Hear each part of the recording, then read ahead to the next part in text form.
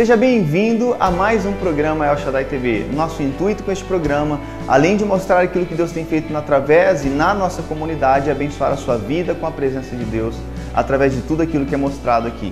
Agora você vai ficar com um vídeo dessa ministração de louvor que acontece todos os domingos aqui na Igreja El Shaddai. Acompanhe aí como foi a banda neste último domingo.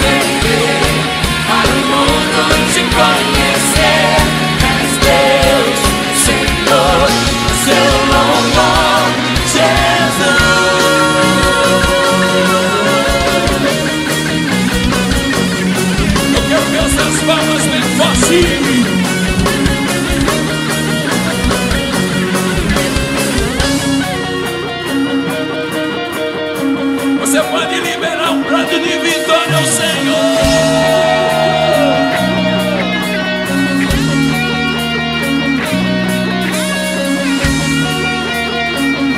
Quero ouvir a igreja.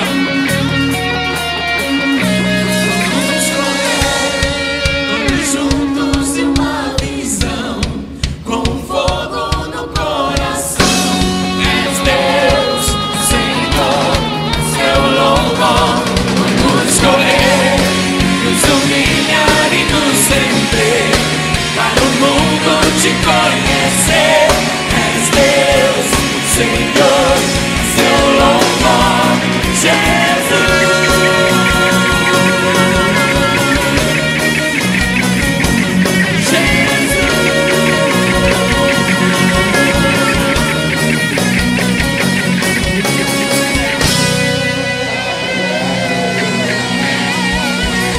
Aleluia! Aleluia! Glórias a Deus! É isso aí, você que curtiu o vídeo, você é o meu convidado especial a estar aqui conosco aos domingos às 17 horas ou às 19 horas e 30 minutos aqui na Rua Savério Safiotti 132. Venha adorar a Deus juntamente conosco. Agora esse bloco especial com Bianca Toledo, você vai ser tremendamente impactado com esse lindo testemunho de vida, de milagre sobrenatural. Eu não vou falar muito porque você vai acompanhar no vídeo que Deus fez na vida dessa mulher abençoadíssima e ungida de Deus. Acompanhe a ministração.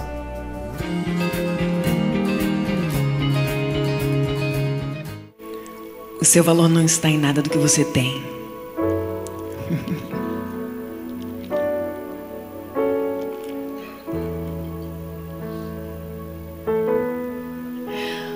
O seu valor está na vida daquele que se entregou por você.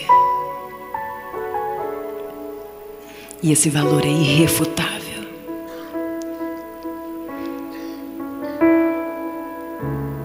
A palavra de Deus diz que quando formos capazes de compreender a altura, a profundidade, a largura do amor de Deus, seremos cheios da inteira plenitude de Deus. Mas esse amor excede o nosso entendimento. Somos incapazes de compreender esse amor com a razão.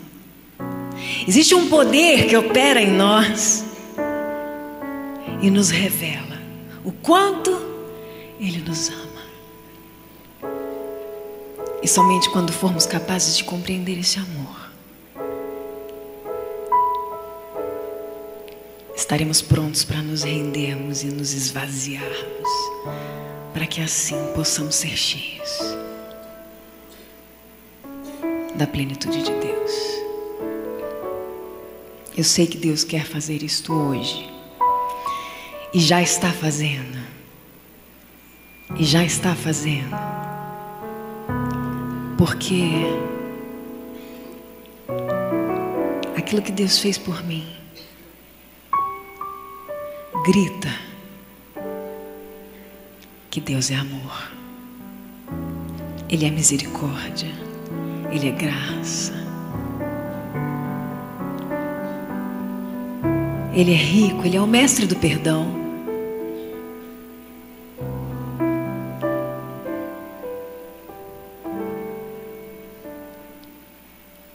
E eu gostaria de compartilhar um texto com vocês que está no Evangelho de João, capítulo 11, que fala da história de um homem cujo nome significa aquele que foi ajudado por Deus, aquele que foi socorrido por Deus. E qualquer semelhança entre a minha história e a dele não é mera coincidência. O protagonista destas duas histórias é o mesmo. O nome dele é Jesus. Estava enfermo Lázaro de Betânia, da aldeia de Maria e de sua irmã Marta. Esta Maria, cujo irmão Lázaro estava enfermo, era a mesma que ungiu com bálsamo o Senhor e lhe enxugou os pés com seus cabelos. Mandaram, pois, as irmãs de Lázaro dizer a Jesus: Senhor, está enfermo aquele a quem tu amas. E ao receber a notícia, disse Jesus: esta enfermidade não é para a morte, e sim para a glória de Deus, a fim de que o Filho de Deus seja por ela glorificado. Ora, amava Jesus a Marta e a sua irmã e a Lázaro. Quando, pois, soube que Lázaro estava doente, ainda se demorou 2 dias no lugar onde estava. Depois disse aos seus discípulos: vamos outra vez para a Judeia? E disseram-lhe os discípulos: Mestre,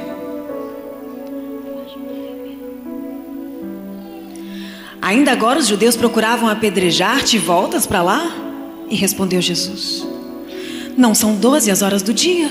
Se alguém andar de dia não tropeça, porque vê a luz deste mundo, mas se andar de noite tropeça, porque nele não há luz. E isso dizia e depois acrescentou: o nosso amigo Lázaro adormeceu, mas eu vou para despertá-lo. Então disseram os discípulos: Senhor, se ele dorme, estará salvo. Jesus, porém, falara com respeito à morte de Lázaro, mas eles supunham que tivesse falado do repouso do sono. Então Jesus disse claramente: Lázaro morreu, e por vossa causa me alegro de lá não estivesse, para que possais crer. Mas vamos ter com ele. Tomé, chamado Dídimo, disse aos outros discípulos: vamos também nós, para morrermos com ele? E chegando Jesus encontrou Lázaro já sepultado. Havia 4 dias. Betânia estava a cerca de 15 estádios perto de Jerusalém, e os judeus que tinham vindo visitar Marta e Maria para as consolar a respeito de seu irmão estavam lá com elas. E Marta, quando soube que vinha Jesus, saiu correndo ao seu encontro, e Maria, porém, ficou sentada em casa. E Marta disse a Jesus: Senhor, se estiveras aqui, o meu irmão não teria morrido. Mas também sei que mesmo agora tudo quanto pedires a Deus, Deus te concederá. E declarou Jesus: o teu irmão há de ressurgir. Eu sei, replicou Marta. Eu sei, ele há de ressurgir na ressurreição, no último dia. E Jesus disse: Marta, eu sou a ressurreição. Eu sou a ressurreição e a vida. E todo o que vive Todo que crê em mim, ainda que morra, viverá. E todo aquele que vive e crê em mim não morrerá eternamente. Você crê nisso? Você crê nisso?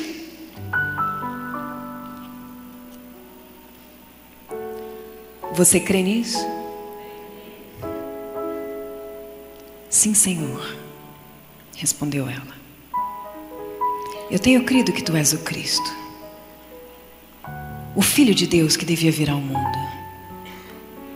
E tendo dito isto, ela retirou-se, foi chamar Maria, sua irmã em particular, e disse: Maria, o mestre chegou, ele te chama. Ela, ouvindo isso, levantou-se depressa e foi ter com ele, pois Jesus ainda não tinha entrado na aldeia, ele estava onde Marta foi vista com ele. Os judeus que estavam com Maria em casa a consolavam, vendo-a levantar-se depressa e sair, seguiram-na, supondo que ela ia ao túmulo para chorar. E quando Maria chegou ao lugar onde estava Jesus, ela se lançou aos seus pés, dizendo: Senhor, se estiveras aqui, o meu irmão não teria morrido. E Jesus, vendo ela chorar, e bem assim os judeus que a acompanhavam, agitou-se no espírito e comoveu-se e perguntou: aonde? Aonde o sepultaste? E eles responderam: Senhor, vem e vê. E Jesus chorou.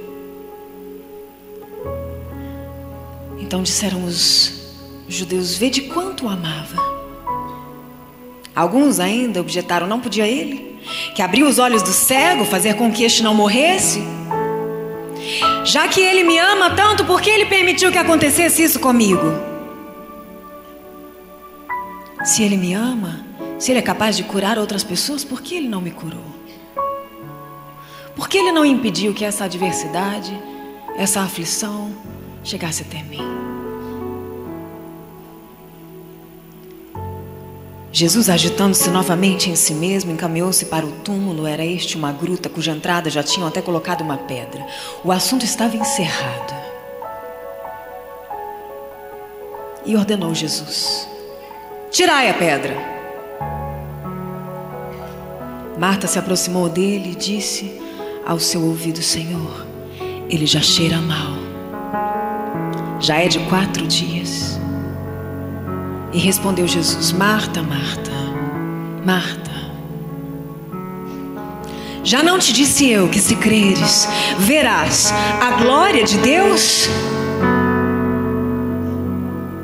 Tiraram então a pedra e Jesus, levantando os olhos para o céu, disse: Pai, graças te dou porque me ouviste. Aliás, eu sei que o Senhor sempre me ouve, mas assim eu falo por causa da multidão, para que creiam que tu me enviaste.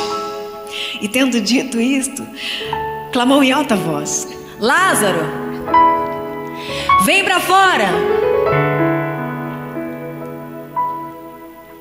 E saiu aquele que estava morto, tendo os pés e as mãos enfaixados, o rosto envolto num lenço. E Jesus ordenou que tirassem as faixas e deixassem ele ir. Muitos dentre os judeus que tinham vindo visitar Maria, vendo o que Jesus fez, creram nele. Creram nele. Creram nele. Apocalipse capítulo 1, versículo 8 está escrito: eu sou o Alfa e o Ômega, o princípio e o fim. Eu sou aquele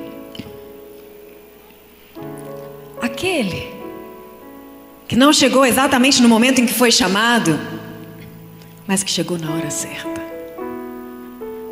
Aquele que, apesar de amar tanto aquele homem, permitiu que uma adversidade o alcançasse e transformou essa adversidade em uma oportunidade de glorificar o nome de Deus.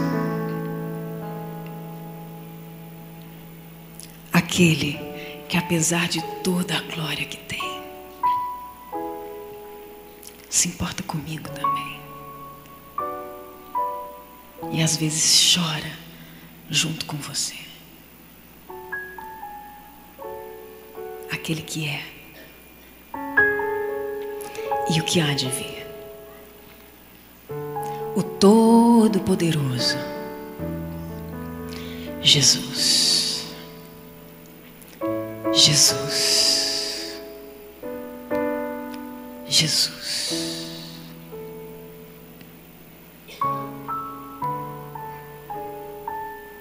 Eu me converti aos 16 anos na cidade de Araçatuba. E vocês vão poder conhecer maiores detalhes do meu testemunho no livro A História de um Milagre. Eu acho importante nessa noite enfatizar alguns pontos específicos que trarão à existência o milagre que você precisa. Por isso, é importante que você saiba que, apesar de todo o talento que eu sempre tive para a música, eu tinha muitas enfermidades na alma, muitos traumas e complexos que foram curados pela verdade no momento em que eu encontrei a Cristo. O talento que eu tinha era um peso para mim e uma responsabilidade muito grande para alguém que não conseguia se relacionar e não conseguia se enxergar fazendo nada publicamente. Mas pela misericórdia de Deus, quando eu entendi esse amor que me alcançou e me aceitou da forma como eu estava e da maneira como eu sou, sempre tão limitada, eu decidi me render e percebi que aquele talento era para adorar o seu nome. Deus me surpreendeu me levando para a televisão e eu participei de muitos programas de televisão como cantora, me tornei compositora. E sempre acreditei que eu tinha a responsabilidade de comunicar a verdade que estava me libertando, através da arte, através da música, através de poesias e canções. As pessoas acreditavam que eu estava completamente realizada, mas existia um sonho no meu coração que ninguém sabia, que era o sonho da maternidade. E na adolescência eu descobri uma endometriose que me impedia de engravidar. Durante muito tempo, eu busquei a Deus, dizendo: Senhor, eu não consigo imaginar a minha vida chegando ao fim sem que eu seja mãe. Uma mulher, quando não consegue engravidar, ela se sente desqualificada, incompleta, incapaz, seca.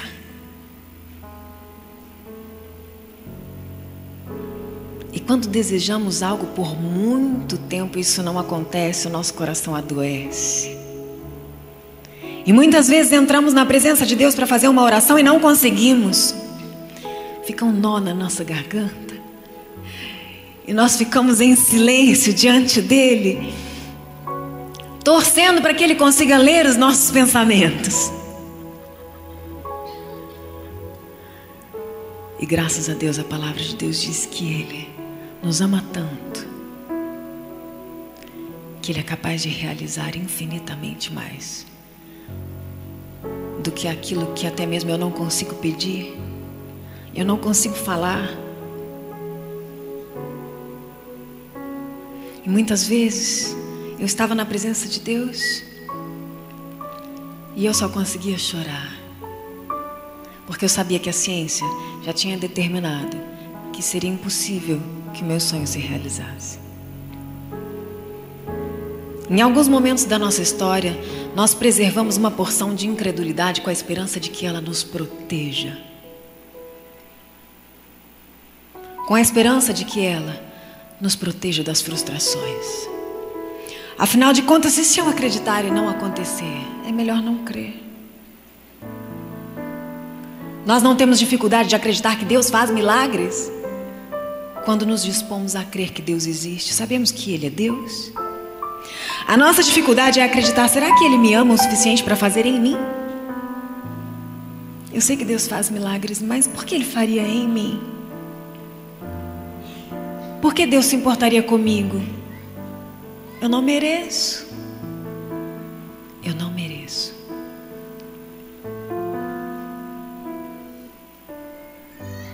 Eu quero que você saiba que ninguém merece. Ninguém merece aquilo que Deus quer fazer na sua vida. Ele fará porque Ele te ama. E porque você crê nesse amor. Em 2009 eu estava num culto, uma missionária se aproximou de mim e disse: Deus está tocando o teu ventre hoje. Ele vai realizar o desejo do seu coração. Ela não me conhecia, não conhecia a minha história. E naquele momento eu já tinha desistido de esperar. E eu falei: Senhor, talvez eu me esqueça do que eu te peço, mas o Senhor não esquece. Talvez eu até venha me esquecer dos meus sonhos, mas o Senhor não esquece. Ainda que eu já tenha desistido. Muitas vezes o seu prazer é realizar os desejos do meu coração. Porque o Senhor me ama.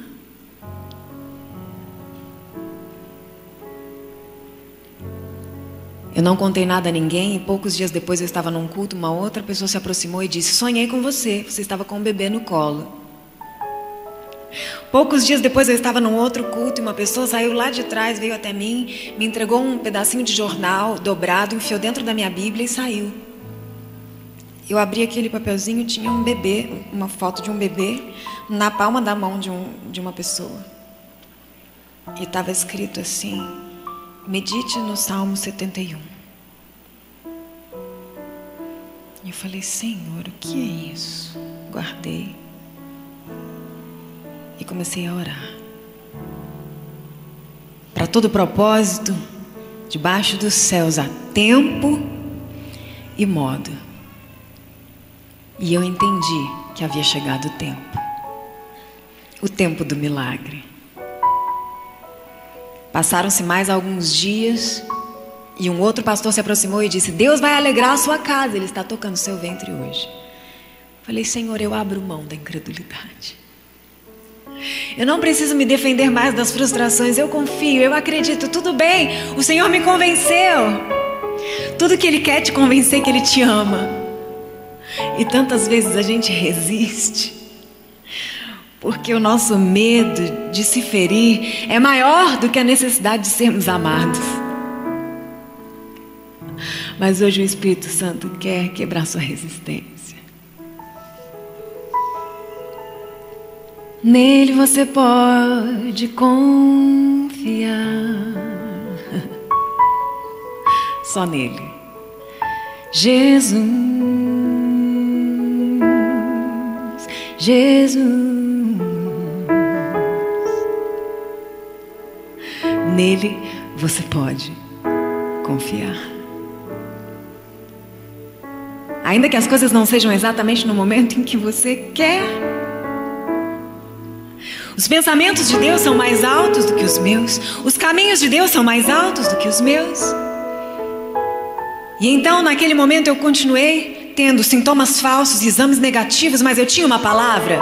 E eu comecei a montar o quarto, eu comecei a montar as coisas, eu comecei a sonhar. E passaram-se muitos meses, eu tive um sonho de que havia chegado o momento. Diante daqueles mesmos sintomas, eu fui a um laboratório sozinha e não contei nada a ninguém. Chegando lá, as portas estavam fechadas e eu fiquei aguardando do lado de fora. Me chamaram e eu entrei. Ansiosa, sentei naquela mesma cadeira de sempre. E aquela enfermeira tirando meu sangue e eu contando o que eu estava sentindo. Ela não queria saber. E ela disse: me aguarda por 30 minutos na recepção. Até então, os 30 minutos mais longos da minha vida. E de repente ela chegou com aquele envelope branco que eu conhecia tão bem. Me entregou e eu abri, tremendo. Vou reproduzir ele. Foi correndo para o final. Eu mal podia acreditar que estava escrito uma palavra que eu sonhei a vida inteira em ler. E estava escrito: positivo. Positivo.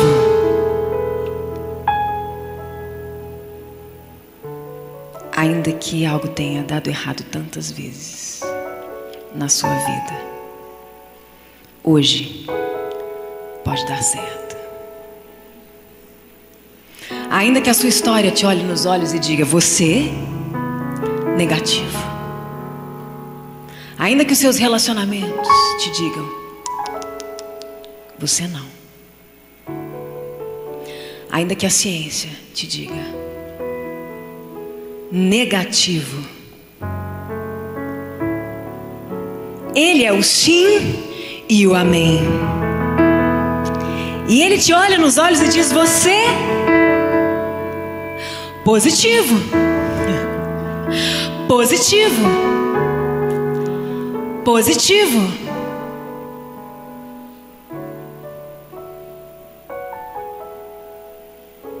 Passaram-se 8 semanas e eu descobri que estava gerando um menino, um profeta para as nações.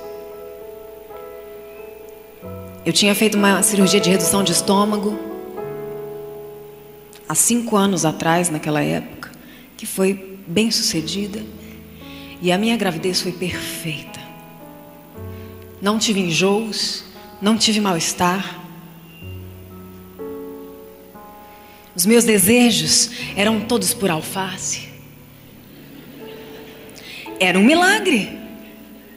Eu estava literalmente vivendo um milagre. Tinha desejo de frutas, legumes, cereais, água.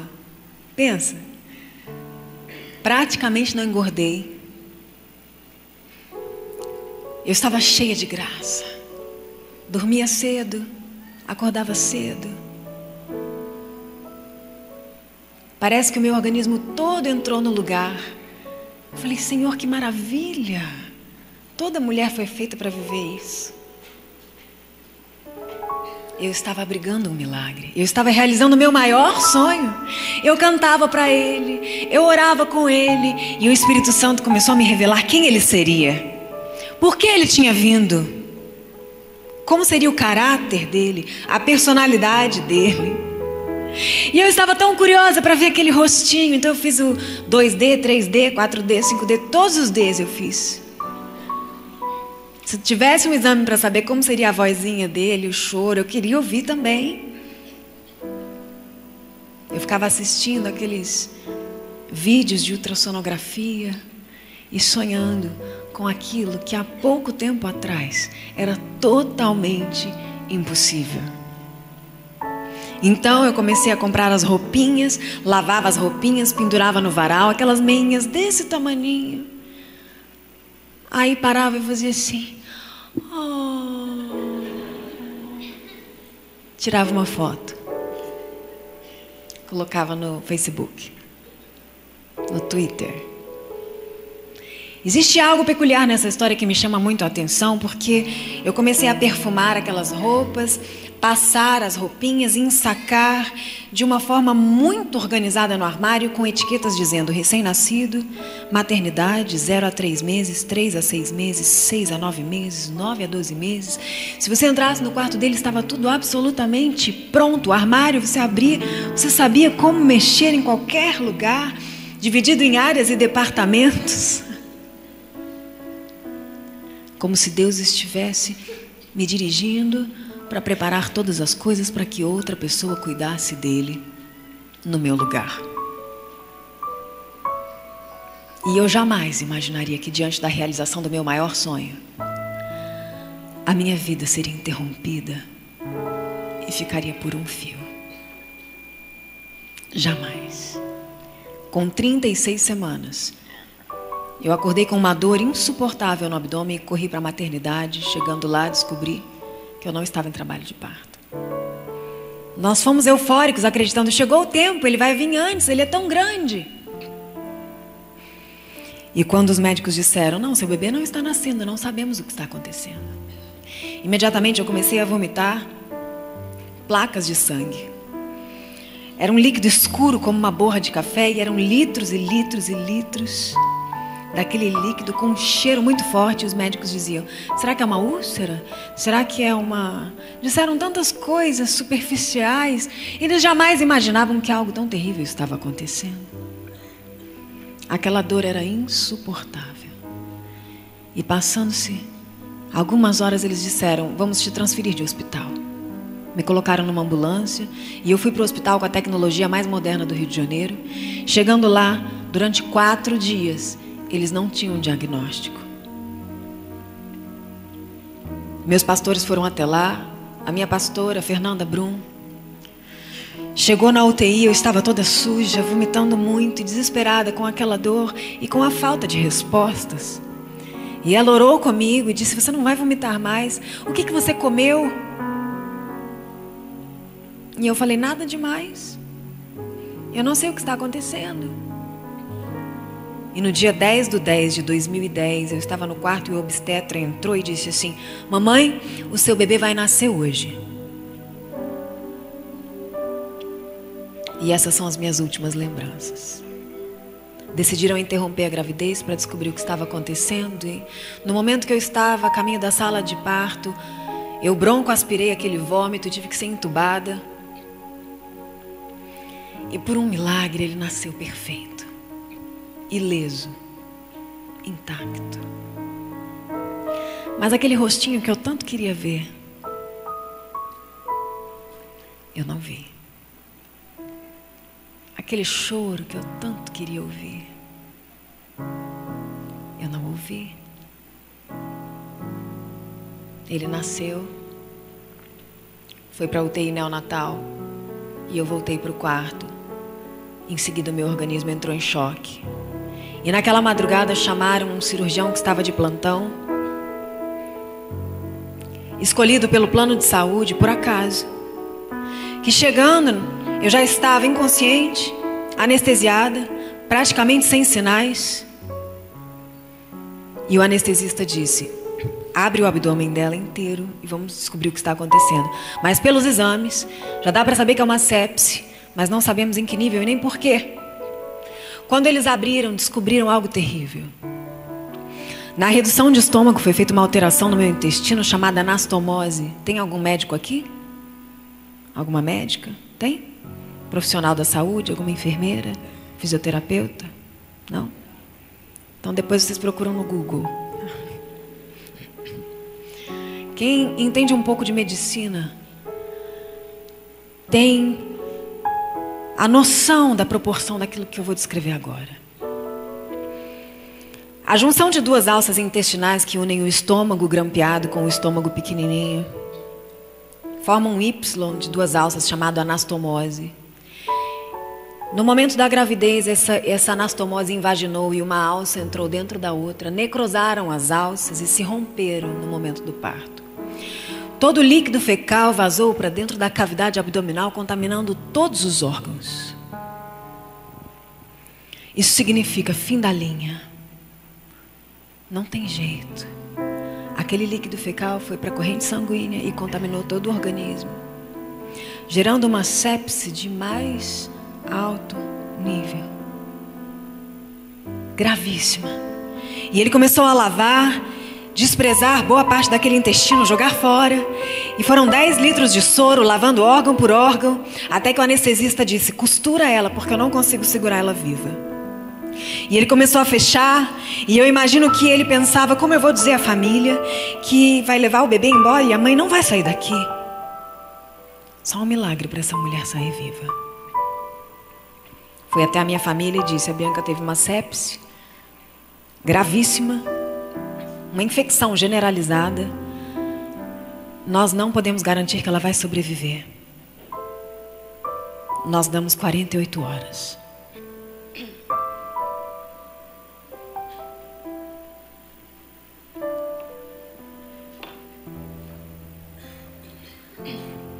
Nesse momento, a notícia foi para a internet.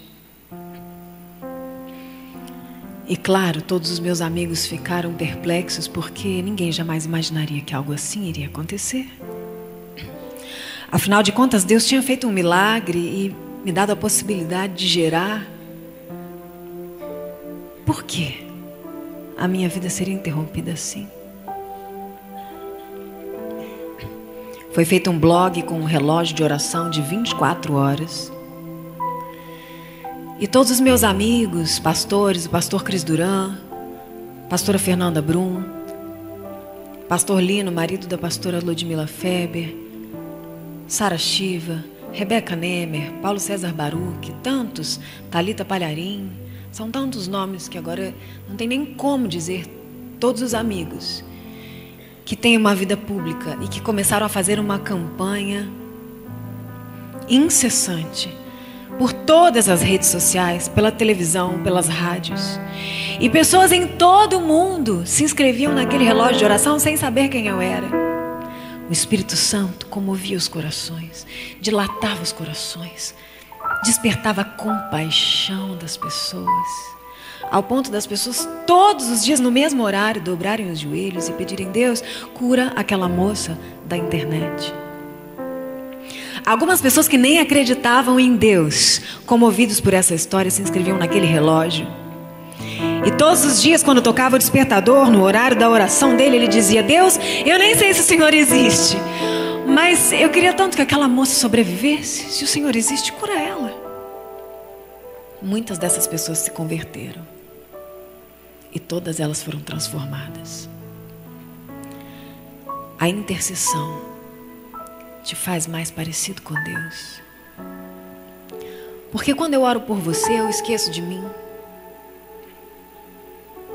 E Deus é amor. O amor não pensa em si, não busca seus próprios interesses.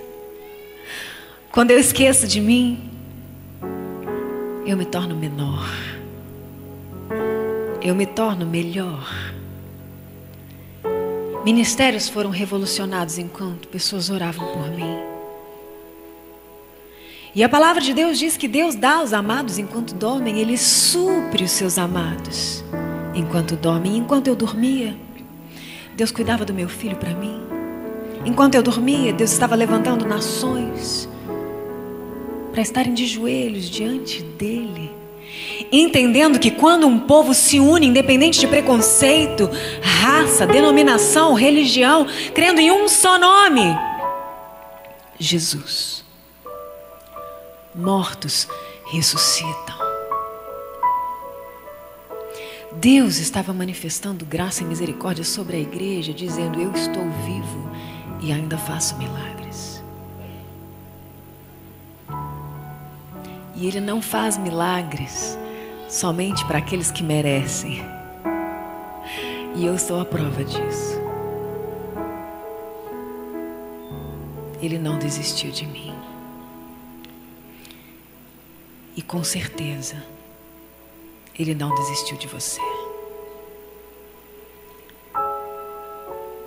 Porque a Bíblia diz que Deus tem prazer na morte dos santos. E para aqueles que vivem em Cristo, morrer é lucro. Mas nos momentos em que eu estava por um fio, por mais de 300 transfusões de sangue, mais de 15 cirurgias, com falência múltipla de órgãos, uma sepse profunda com diversas infecções hospitalares, superbactéria multiresistente, a KPC, várias paradas cardíacas, estado de anasarca de mais de 150 quilos de líquido, completamente desfigurada, apodrecida, no coração de Deus gritava o seu nome, porque Ele sabia que hoje eu estaria aqui. Foi por amor a você. Foi por amor a você que Deus me permitiu viver novamente.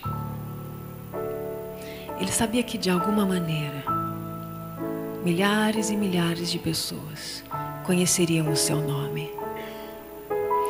E só por esse motivo eu sei que valeu a pena. Valeu a pena. Enquanto eu estava em coma, eu tive diversos sonhos que vocês vão conhecer também no livro, porque eu não terei tempo de compartilhar aqui. Visões, palavras. Tinha um MP4 tocando louvor e adoração ao lado do meu leito 24 horas e aquelas canções ministravam a minha vida. Eu fui traqueostomizada.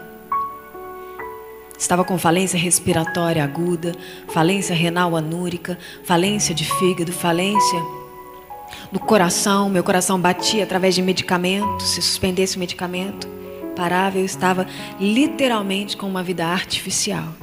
Quando uma pessoa apresenta falência múltipla de órgãos, ela dura poucos dias. Mas na verdade eu estava sustentada pela oração de milhares e milhares de pessoas. Foi algo tão extraordinário que o Espírito Santo fez que algumas pessoas acordavam de madrugada com uma voz dizendo: ora por aquela moça. E essas pessoas dobravam os joelhos ao lado da cama e de repente se encontravam com um choro compulsivo e diziam: Deus, por que eu estou chorando assim? Eu nem sei quem ela é.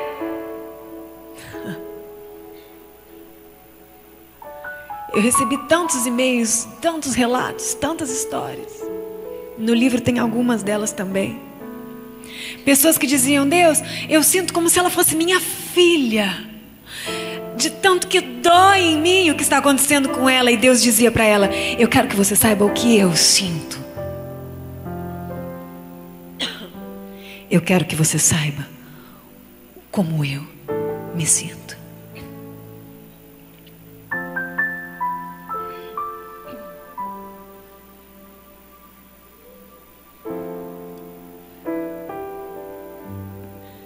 Após 2 meses em coma, a Fernanda Brum foi até o hospital com a Eichler, o pastor Jânio. E eles disseram: Bianca, chegando na recepção daquele hospital, nós tínhamos que nos preparar emocionalmente, porque era tão terrível te ver daquela forma. Os seus cabelos já estavam começando a cair, a sua pele ficou negra e saíam pedaços da sua pele. Você estava completamente deformada, com mais de 150 quilos. Não cabia no leito. Foi feita uma gastrostomia para desviar o líquido do estômago e preservar o intestino. Essa gastrostomia normalmente cicatriza e fecha em 1 semana. A minha evoluiu para uma fístula abdominal, se tornando um buraco, uma cratera no abdômen. O meu abdômen ficava aberto o tempo todo, dava para ver os órgãos. As pessoas que iam orar por mim, quando entravam no CTI, sentiam o cheiro do meu corpo que estava apodrecido. E ela disse: Bianca, nós chegávamos lá sempre tão arrasados. E no momento em que nós nos aproximávamos do seu leito, existia uma nuvem de glória naquele lugar. Deus estava lá com você. E tudo aquilo que nós ensinamos que não deve ser feito em um hospital, nós fizemos naquele dia. Deus encheu a nossa vida com uma ousadia tão grande que nós começamos a cantar, nós começamos a profetizar, nós começamos a orar e nós fizemos um culto. O pastor Jânio, que tem um ministério com cura divina muito forte na África, tinha acabado de chegar e ele foi até lá por pedido da Fernanda e ele disse que Deus deu uma direção diferente naquela tarde para ele, porque chegando lá ele disse as seguintes palavras: Satanás, eu sou Jânio, você me conhece. Eu venho aqui nessa tarde como embaixador do reino de Deus e te dou uma ordem. Espírito de enfermidade, sai em retirada agora, em nome de Jesus. Órgãos vitais, voltem a funcionar agora. Quando ele disse essa palavra, as máquinas todas começaram a apitar. E eu comecei a ficar muito inquieta, eu estava em coma. E eles ficaram preocupados, chamaram os médicos, achando que Deus tinha decidido me levar. E os médicos vieram correndo e disseram: não, está tudo bem. Não sabemos o que está acontecendo, mas ela está bem. Eles saíram de lá convictos de que algo sobrenatural havia acontecido. Pela fé, algo estava acontecendo. No dia seguinte, às 6 horas da manhã, ligaram para minha família e disseram: a Bianca acaba de ter uma parada cardíaca de 6 minutos. Naquela manhã, o meu corpo sinalizava que não aguentava mais. 2 meses de falência múltipla de órgãos com KPC e diversas infecções hospitalares. A KPC é uma superbactéria que não tem cura. E naquela mesma época tinham feito uma grande matéria no Fantástico dizendo que todos os pacientes de UTI estavam morrendo com essa bactéria. O tipo de antibiótico necessário para combater uma bactéria como essa é tão terrível que termina de destruir todos os órgãos. A sepse corrói os tecidos, por isso que os órgãos param de funcionar. Não havia mais esperança. Eu já tinha desenvolvido uma enfermidade chamada miopatia multifatorial aguda. Todos os meus órgãos já tinham sido comprometidos, assim como toda a musculatura do meu corpo. Se eu despertasse, eu não teria mais movimentos, eu não andaria novamente, E 10 minutos depois eu tive outra parada cardíaca de mais 2 minutos. Já eram 8 minutos de parada cardiorrespiratória. E os médicos chamaram minha família e disseram: não sabemos o nível de sequela que ela vai apresentar. Porque 8 minutos sem oxigênio é muito tempo. Nós vamos tirar um pouco o sedativo e avaliar o nível de sequela. E quando eles começaram a reduzir os sedativos, eu acordei.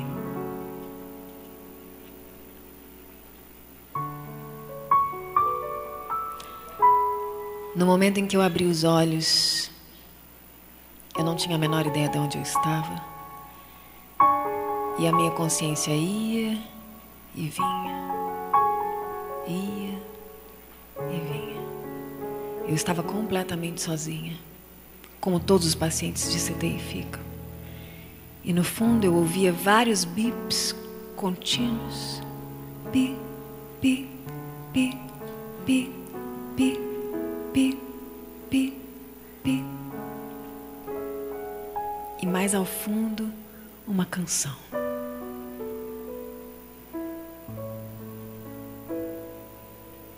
Começaram a passar pessoas perto do box onde eu estava, e elas passavam dizendo assim: oi, Bianca, bom dia.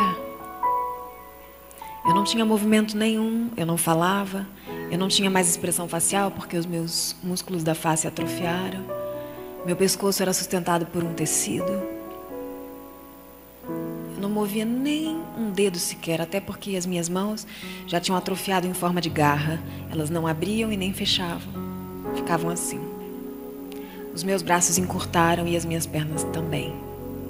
Então não esticava mais, eu não tinha movimento nenhum, eu estava toda torta. Mas eu não tinha muita noção disso. Quando aquelas pessoas passavam dizendo: oi, Bianca, eu comecei a pensar: Bianca, Bianca, Bianca, Bianca, sou eu. Como elas sabem? Como elas têm tanta intimidade comigo? Eu não conheço essas pessoas. A notícia de que eu tinha aberto os olhos começou a correr pelo hospital e todos os andares vinham pessoas curiosas, porque o meu caso já tinha se tornado muito conhecido lá. As pessoas choravam por mim, conheciam minha família, meu filho, meus pastores, meus amigos. Era uma história que já tinha comovido todo o hospital, assim como todo o país. E elas me conheciam muito bem, elas me davam banho todos os dias, trocavam as minhas fraldas. Já tinham me visto morrer e ressuscitar 2 vezes, ir para a sala de cirurgia mais de 15 vezes. De repente chegou o horário da visita, minha mãe se aproximou e disse: filha, aos poucos eu vou te contando o que aconteceu com você. Só quero que você saiba que o José Vitório está bem, ele está em casa. E quando ela disse José Vitório, eu não consigo imaginar o que os meus olhos disseram. Mas eu não me lembrava que eu estava grávida. E imediatamente eu me lembrei daquela plaquinha que eu tinha feito na porta do quarto dele com o seu nome. E eu me lembro de ter pensado: meu Deus, o que aconteceu comigo? As pessoas estão falando, mas eu não. As pessoas estão andando, estão de pé, eu não. As pessoas respiram e eu não. A minha família foi impecável, porque eles nunca falavam nada negativo para mim. Eles chegavam sempre no horário da visita, lindos, cheirosos e sorridentes, como se nada estivesse acontecendo. E eu imagino o quão difícil deve ter sido para eles fazer isso, porque eu podia morrer a qualquer momento. A diferença é que agora eu estava completamente lúcida. Então eu me lembro que a minha mãe muitas vezes perguntava para o médico: qual o nível da infecção hoje? Ele dizia 4, 6, 7. Muitas vezes eles chegavam no horário da visita, eu estava chorando, porque era a única coisa que eu conseguia fazer.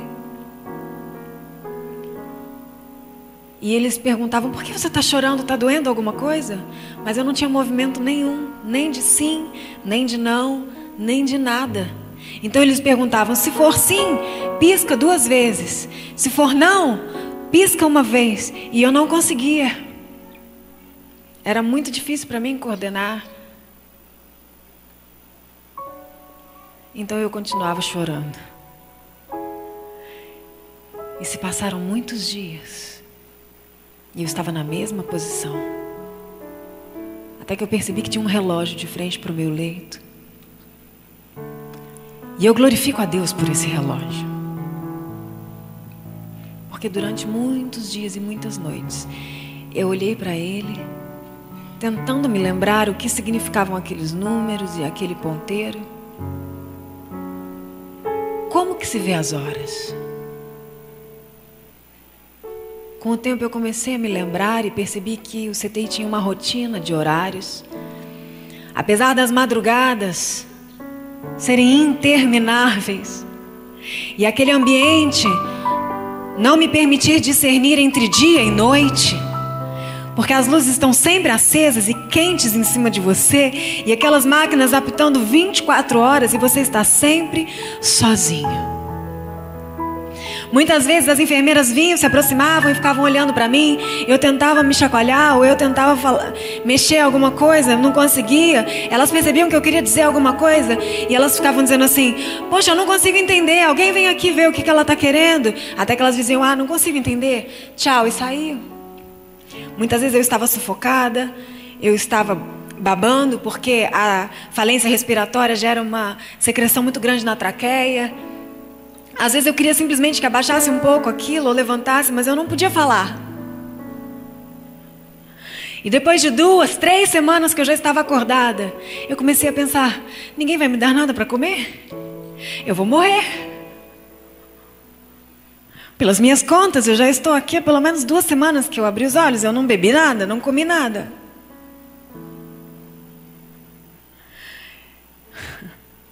Ninguém vai escovar meus dentes.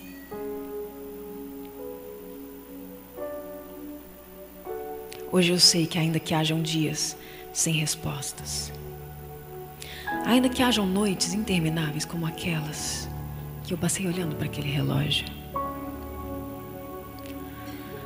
o regente de todas as coisas compõe uma nova canção no silêncio. No silêncio dos dias sem resposta. Certo dia eu estava aguardando o momento do banho, que era um momento que eu esperava com tanta ansiedade, porque vinham muitas enfermeiras. Inclusive essa semana eu fui ao hospital para dar continuidade ao trabalho do documentário do livro, que agora vai se tornar um filme, o lançamento em setembro. E logo que cheguei, as enfermeiras já me receberam eufóricas. Toda vez que eu volto lá eu estou melhor, graças a Deus. E tinha muito tempo que elas não me viam. A última vez elas me viram careca. Começando a andar, eu era toda torta, parecia uma senhora de 90 anos. Toda ainda deformada, né? O Espírito Santo tem me reabilitado dia após dia. E elas vieram me receber. Bianca, meu Deus, como você está diferente. Aí uma delas disse, olha, você é responsável por todas as minhas varizes. Eu falei, por quê? Por quê? Porque você pesava mais de 150 quilos. Você não cabia no leito. Precisavam de 5 enfermeiras para te dar banho. E o seu banho durava 3 horas. Você tinha 5 drenos no abdômen. Seu abdômen estava aberto. Saíam secreções daqueles drenos no meio do banho. Você estava ligado em diversos aparelhos. Então nós tínhamos que coordenar o seu banho. Dreno 1, dreno 2, dreno 3, dreno 4. Olha o respirador, olha a hemodiálise. 3 horas de banho. E eu não me mexia. Eu não tinha ideia que elas estavam sofrendo tanto porque eu gostava tanto. Tinha alguém ali falando perto de mim, tinha alguém encostando em mim. Às vezes no meio do banho eu já tinha um pouco desistido de esperar com tanto otimismo, porque aqueles fios começavam a enrolar na minha cara e elas me viravam para um lado, viravam para o outro, e eu ficava pensando, será que elas não estão vendo que esse tubo está no meio da minha cara? O respirador às vezes soltava, eu não tinha como avisar, e eu ficava lá até alguém reparar. Queridos, você ri agora, eu também. Aleluia. Elas me molhavam inteira, eu ficava encharcada. Eram baldes, eu não sei o que acontecia com aquelas mulheres. Elas tinham que trocar todos os lençóis comigo deitada em cima depois. E eu não tinha movimento nenhum. Eram 150 quilos de peso morto. Para a glória do nome de Jesus, eu não tive nenhuma escara. O que é extraordinário. Mas era muito difícil. E num dia em especial de banho, elas estavam ali me lavando e falando entre si. Poxa, o que aconteceu com elas? Será? Elas falavam como se eu não estivesse lá. Ouvi dizer que foi na hora do parto. E elas iam falando, eu ia tentando entender o que tinha acontecido comigo. E de repente uma delas, lavando os meus cabelos, começou a cantar uma canção. E era como se o Espírito Santo estivesse soprando nos meus ouvidos, dizendo: recebe a cura, recebe a unção de ousadia, unção de conquista, unção de multiplicação. Recebe a cura, Bianca, recebe a unção. Naquele dia eu me lembrei que eu tenho um Deus. E eu percebi que a maioria das enfermeiras eram cantoras. Todas elas faziam parte do ministério de louvor da igreja delas. Eu estava cercada de cristãos. E o tempo todo elas estavam ministrando a minha vida. Às vezes naquelas madrugadas eu estava lá, largada. Chegava um enfermeiro, me via e falava: Deus de misericórdia. E eu percebia que ele era um irmão.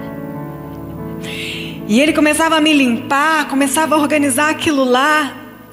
Queridos, vocês não fazem ideia do que é isso.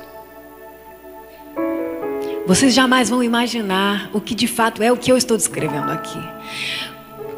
Qualquer noção que você possa ter é muito distante do que é uma madrugada num CTI. E enquanto ele me limpava, ele falava: Deus, tem misericórdia dessa mulher. E ele puxava os meus braços, ele abria, ele mexia, eu não fazia nada. Tem misericórdia dessa mulher, essa mulher está fervendo de febre. E eu estava sempre com muita febre por causa da sepse. Nada tinha melhorado no meu quadro, só que eu estava acordada. E todos os dias se aproximava um rapaz com uma roupa azul do meu leito e dizia assim: posso orar pela senhora? Eu não me mexia, não respondia, não podia responder. Eu não tinha como dizer sim, não. Ele entendia que sim. Levantava as mãos e começava a levantar um clamor ao Senhor pela minha vida. Muitas vezes era tão intensa a oração dele que ele chorava. Terminava e dizia: até logo. Saía. No dia seguinte, no mesmo horário, ele voltava: posso orar pela senhora? Todos os dias. Eu achava que ele trabalhava na limpeza do hospital, alguma coisa, porque ele tinha um uniforme azul escuro. Muito tempo depois eu voltei no hospital para saber quem era esse rapaz.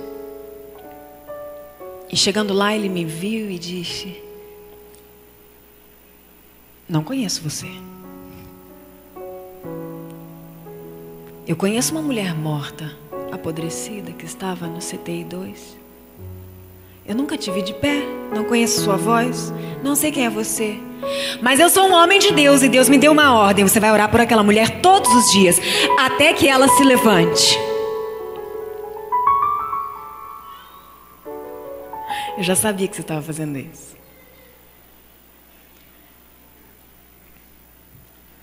Nessa mesma semana se aproximou um médico. E ele tinha um olhar diferente, o rosto dele era iluminado. Ele chegou bem perto do meu ouvido e disse assim: Bianca, eu sou o Dr. Rômulo, vim fazer os seus curativos. Eu sou o seu cirurgião.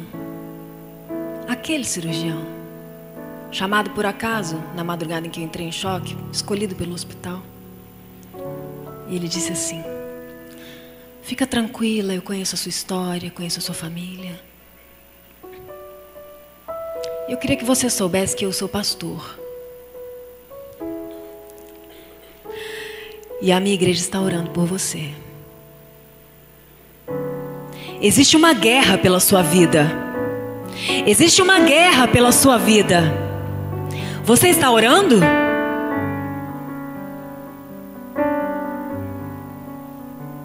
Talvez ele nem saiba que eu me lembro disso.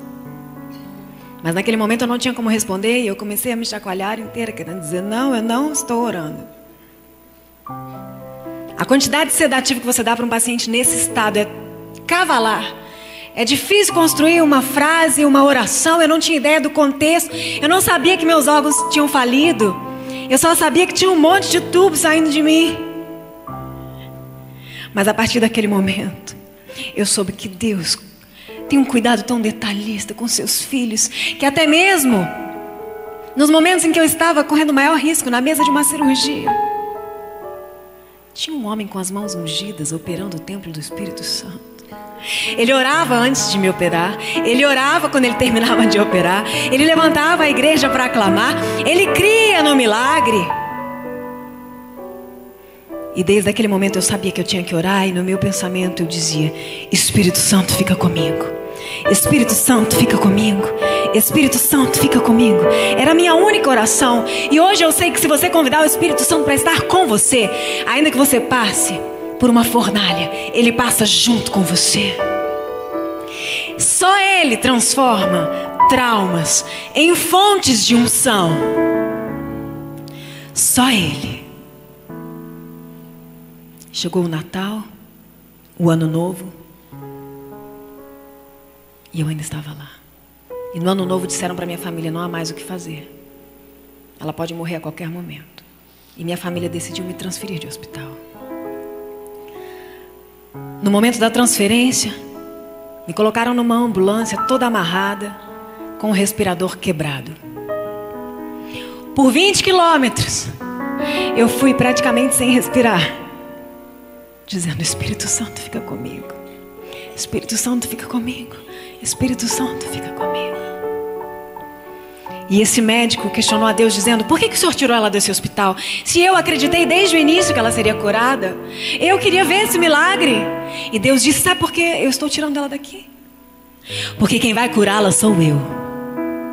A glória não vai ser de um hospital e nem de outro, de um médico e nem de outro. A glória é toda minha. Chegando nesse novo hospital, um médico completamente cético assumiu o caso por insistência da esposa e disse: vamos suspender todos os medicamentos. Vamos começar um novo tratamento. No momento em que ele parou com todos os medicamentos, o meu organismo reagiu. Inexplicavelmente, após mais de 3 meses de falência múltipla de órgãos, as bactérias começaram a ser debeladas. E eles disseram: seu pulmão está voltando a funcionar. Nós vamos tirar o respirador. Você gostaria de ouvir a sua voz de novo? Coloca o dedo nesse buraco. Nós vamos tirar a cânula e faz algum som. E eu coloquei o dedo. Era um buraco muito grande. E eu fiz assim.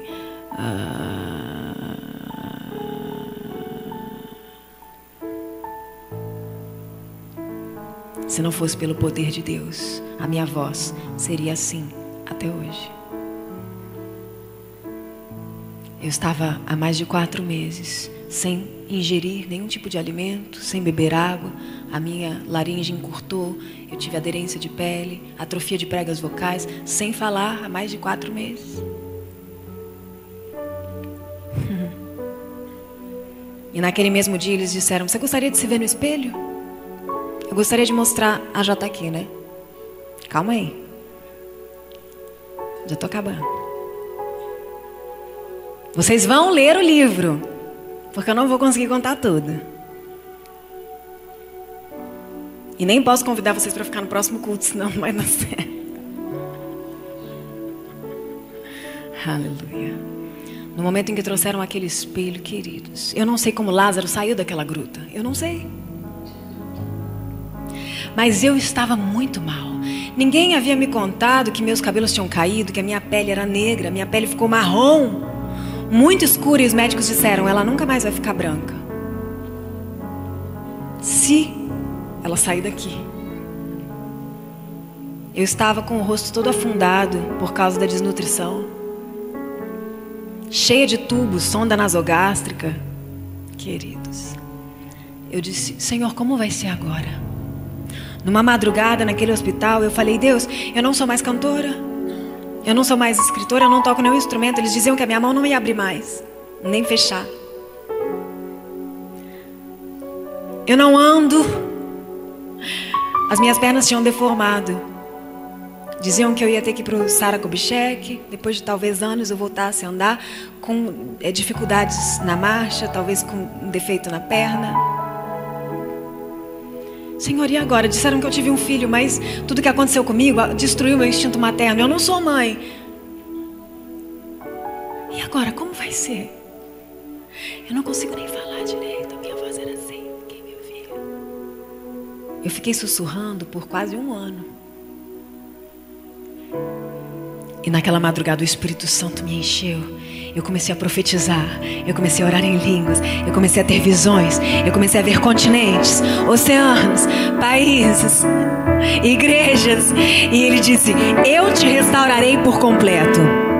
Eu te restaurarei por completo e te levarei em toda a terra para que você conte o que eu fiz por você. Naquela mesma semana, esse médico cético disse, você vai receber alta. Vamos colocar um catéter permanente em você. Você vai fazer hemodiálise em casa. Porque eu tenho que te dizer, um rim com falência absoluta, mais de 4 meses, não existe. Não volta a funcionar. Seu rim há 4 meses, não, sem urina, 0, falência total. Não volta, você vai fazer um transplante. Mas o Espírito Santo já tinha dito que ele restauraria por completo. A minha família não aceitou esse diagnóstico. Em poucos dias vieram trocar as minhas fraldas, estavam encharcadas de urina. Em medida recalcada, sacudida e transbordante. Dia 18 de fevereiro, eu recebi alta de cadeira de rodas, fragilizada. Ainda em restrição de toque, ninguém podia chegar perto de mim, tinha que vestir uma roupa para tocar em mim. Mas eu estava saindo daquele lugar. Era inacreditável sair daquele lugar. Eu não me lembrava nem da cor do céu. Eu não tinha assunto. Meu olhar era perdido. Eu tinha medo de engasgar, de engolir. Eu não sabia mais engolir. Eu não sabia mais falar. Eu não sabia coordenar a respiração com a fala. Eu não sabia mais nada. E quando eu entrei no carro, estava tocando uma canção. Eu fiz uma oração pelas pessoas que permaneciam no hospital. E eu estava tão nervosa porque eu pensei, meu Deus, se eu passar mal, não tem nenhuma enfermeira, não tem uma campainha, não tem ninguém. Minha capacidade respiratória ainda era muito curta, então doía tudo para respirar. E o carro começou a se movimentar e a música dizia assim: mestre, eu preciso de um milagre. Parecia que estava contando a minha história. Restaura meu estado. Olha a letra. Faz tempo que eu não vejo a luz do dia. Estão tentando sepultar minha alegria, tentando ver meu sonho cancelado. Lázaro ouviu a sua voz quando aquela pedra removeu. Depois de 4 meses, ela reviveu. Mestre, não há outro que possa fazer aquilo que só teu nome tem todo o poder. Eu preciso tanto de um milagre.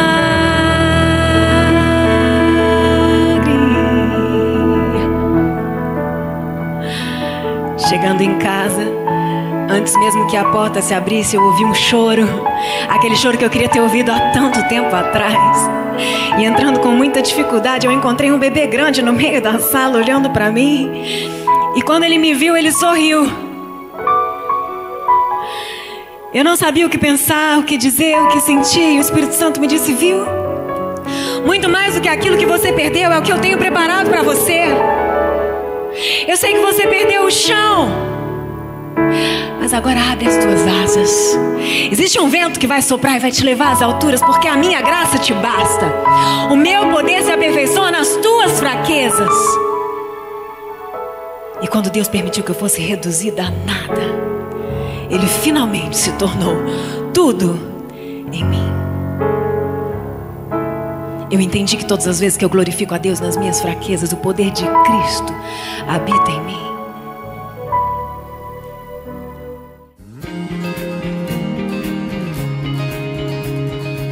Sobrenatural, o milagre de Deus na vida de todo aquele que tem fé e acredita.